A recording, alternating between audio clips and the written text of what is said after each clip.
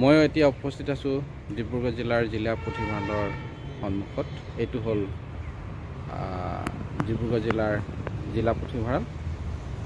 এই পুথিভঁৰালত কিমানখন গ্ৰন্থ উপলব্ধ হৈ আছে, পাঠকৰ সঁহাৰি কেনে, কিমানজন পঞ্জীয়নভুক্ত পাঠক আছে, আপোনালোকক ভিতৰলৈ গৈ সবিশেষ জনাম। আপোনাৰ মঞ্চ আপোনাৰ কণ্ঠ চানমুন অসমৰ এই ভিডিঅ'টো ক্লিক কৰাৰ বাবে আপোনালোকলৈ ধন্যবাদ জনাইছোঁ।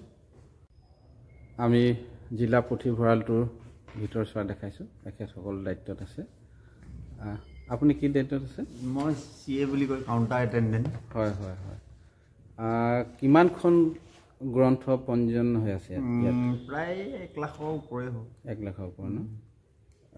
বুৰঞ্জীমূলক আছে, বুৰঞ্জীমূলক, তাৰপিছত উপন্যাস, কবিতা, তাৰপিছত ভাষা, ধৰ্ম, ভ্ৰমণ ইত্যাদি আছে। অন্যান্য জাতি জনজাতি কিতাপবিলাকো আছে। হয় হয়। এই কিতাপবিলাক আপোনালোকে ইয়াতে কিনিবলগীয়া হয়নে? আমাৰ director of library service Guwahati, তেওঁলোকে লয়, তেওঁলোকে কালেকশ্যন কৰে আৰু আমালৈ ডিষ্ট্ৰিবিউট কৰে তেওঁলোকে। কিমানজন পাঠক পঞ্জীয়নভুক্ত পাঠক? এতিয়ালৈকে 12,993 গৰাকী ৰেজিষ্ট্ৰেশ্যন হোল্ডাৰ আছে। ঘৰলৈ নিব পাৰে নে কিতাপ? পাৰে। কিমান দিন ৰাখিব পাৰে? 14 দিনৰ কাৰণে দিয়া হয়। 15 দিনৰ দিনা ঘূৰাই দিব লাগে। পঞ্জীয়ন মাচুল কিমান? 15 টকা। এইটো লাইফ টাইম নেকি? Life time.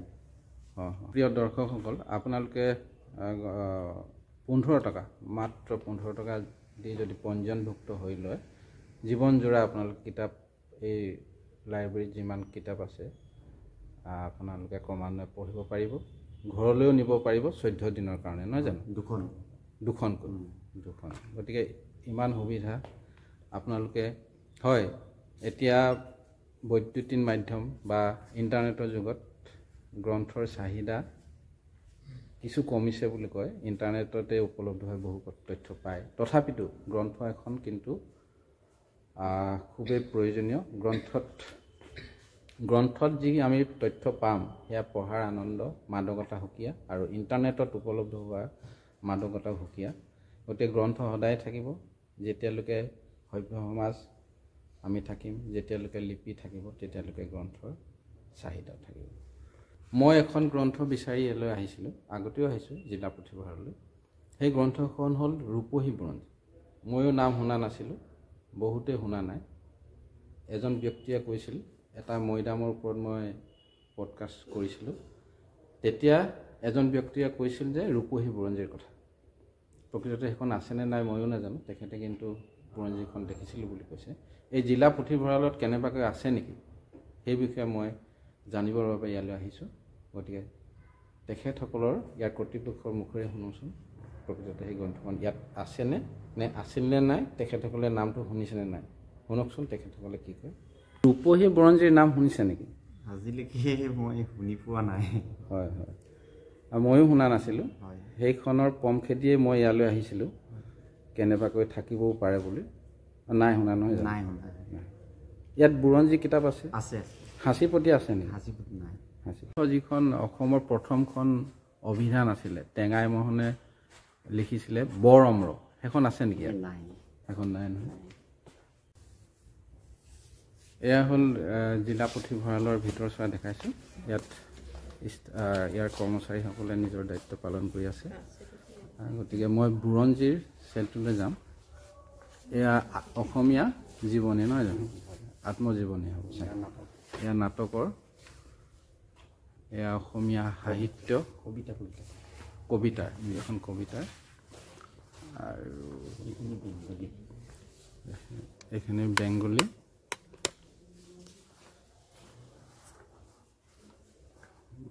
এইটো হ'ল বুৰঞ্জীৰ চেলটো, নহয় জানো? এয়া বুৰঞ্জী। ইয়াতে সাঁচিপতীয়া বুৰঞ্জী নাই, নহয় জানো? যদি আছে গুৱাহাটীত থাকিব পাৰে, নহয় জানো? গুৱাহাটীত ইয়াত কি কি বুৰঞ্জী আছে সাধাৰণতে? চকৰি ফেটি বুৰঞ্জীখন আছে? চকৰি ফেটিখন আছিলে, কিন্তু এতিয়া আছে নাই, কোনোবাই নি থৈছে যদিও আছিলে। কিন্তু হয়, এয়া ডিব্ৰুগড় জিলাৰ জিলা পুথিভঁৰালৰ কিতাপসমূহ দেখাইছোঁ। এয়া সমাজতত্ত্ব, এয়া ধৰ্মমূলক গ্ৰন্থ, আৰু এয়া সাধাৰণ জ্ঞান, আৰু শিশুসকলেও পঢ়িব পৰাকৈ কিতাপ আছে নহয় জানো? হয় হয়। এয়া বিশেষভাৱে সক্ষমসকলৰ বাবে সুবিধা হোৱাকৈ ইয়াত এটা কক্ষ নিৰ্মাণ কৰা হৈছে। আৰু এয়া হ'ল শিশুসকলৰ বাবে এইটো তেওঁলোকৰ শিশু উপযোগী গ্ৰন্থ আছে ইয়াত। গতিকে শিশুসকলেও ইয়াত পঢ়িব পাৰিব, সুন্দৰ সুবিধা আছে, ব্যৱস্থা আছে। শিশু পাঠকৰ পঞ্জীয়ন হৈছে নেকি ইয়াত? হয় হয় হৈছে নে?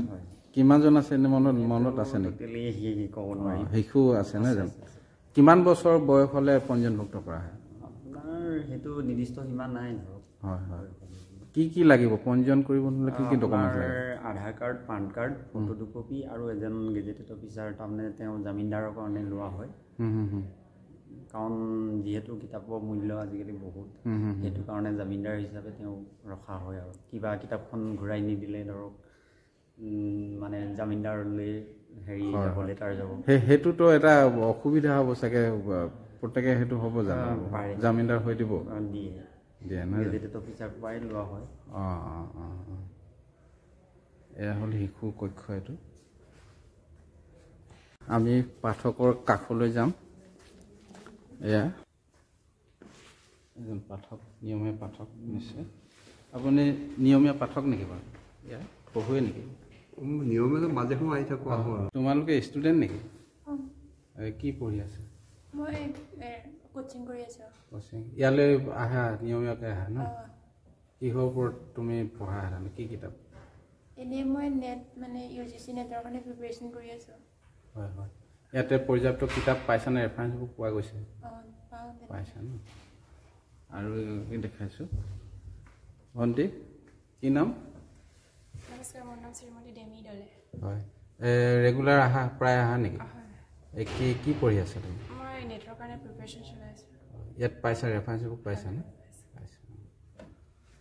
আৰু এগৰাকী পাঠকক দেখাইছোঁ। কি নাম? তুলসী দাস। হয়। আহা ইয়ালৈ? কি কিতাপ পঢ়া ইয়াতে? এতিয়া মই ইয়াত SSC চিজেলৰ কাৰণে পঢ়ি আছোঁ। হয়। পাইছানে? ভাল লাগে। ভাল লাগে ন? ঠিক আছে।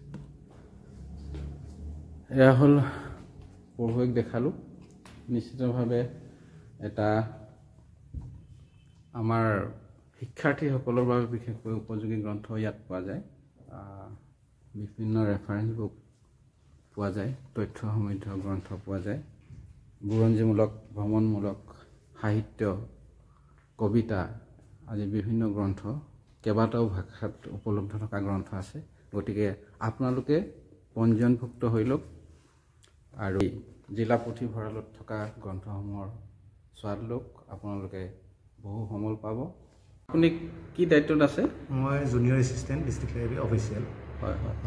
এইটো কেতিয়া প্ৰতিষ্ঠা হৈছিলে বাৰু? এইটো আপোনাৰ ডিব্ৰুগড়ত এতিয়া যিটো বৰ্তমান বিল্ডিংটো আছে আপোনাৰ 1978ত। তাৰ আগতে আমাৰ ভাড়া লৈ আছিলে, তাত এষ্টাব্লিছ হৈছিলে 1955ত। হয়। এইটো কোন ঠাইত আছিলে? উদয়পুৰ। হয়। ইয়ালৈ আহিলে 1978ত। হয় হয়। আপোনালোকে এই পুথিভঁৰালটোত হয় পাঠকৰ সঁহাৰি নিশ্চয় পাই চাগে? পাইছোঁ, নিশ্চয় পাইছোঁ। ভাল হৈছে, পঢ়ি আহিছে। হয়। এতিয়া যিহেতু ডিজিটেলাইজেশ্যনৰ যুগ, কিছু নতুন চামৰ অলপ অনীহা প্ৰকাশ কৰে নেকি যে ডিজিটেলাইজ হ'লে ভাল পাব নেকি? হয়, ডিজিটেলাইজ আমাৰ বৰ্তমান এইখিনি কাম আগবাঢ়িছিলে। ৰাজা ৰামমোহন ফাউণ্ডেশ্যনৰ ফালৰ পৰা হেৰি কৰিছিলে কহা ছফ্টৱেৰ, যিটো কহা ছফ্টৱেৰত আমাৰ কিতাপখিনি এণ্ট্ৰি কৰা হৈছিলে। এটা টাইমত আমাৰ অলপ মানে ইলেক্ট্ৰিচিটি বিজুতিৰ কাৰণে আমাৰ কম্পিউটাৰবোৰ জ্বলি যোৱা হ'ল। সেইটোৰ কাৰণে আমাৰ ৰৈ গ'ল কামখিনি, যিখিনি আছিলে। এতিয়া বৰ্তমান আকৌ নতুনকৈ আমাৰ ডিৰেক্টৰ ছাৰে যিজন আহিছে এতিয়া বৰ্তমান, তেওঁ এইখিনি কামখিনি হাতত লৈছে আৰু কৈ আছে যে নতুনকৈ এইখিনি কামখিনি আকৌ কৰিব লাগিব বুলি। তেতিয়া সুবিধা হ'ব নহয় জানো? খাপ খোৱা। হয় হয়। পঢ়ুৱৈসকলে যেতিয়া আহিব তেতিয়া আপোনাৰ কোনটো চেলত কি আছে কম্পিউটাৰত আমি চাই দিলে প্ৰত্যেকখন কিতাপ বিচাৰি পাব। কহৈ ছফ্টৱেৰত আমাৰ সেইটো ধৰণে এণ্ট্ৰি কৰা হৈছিলে। হয় হয়।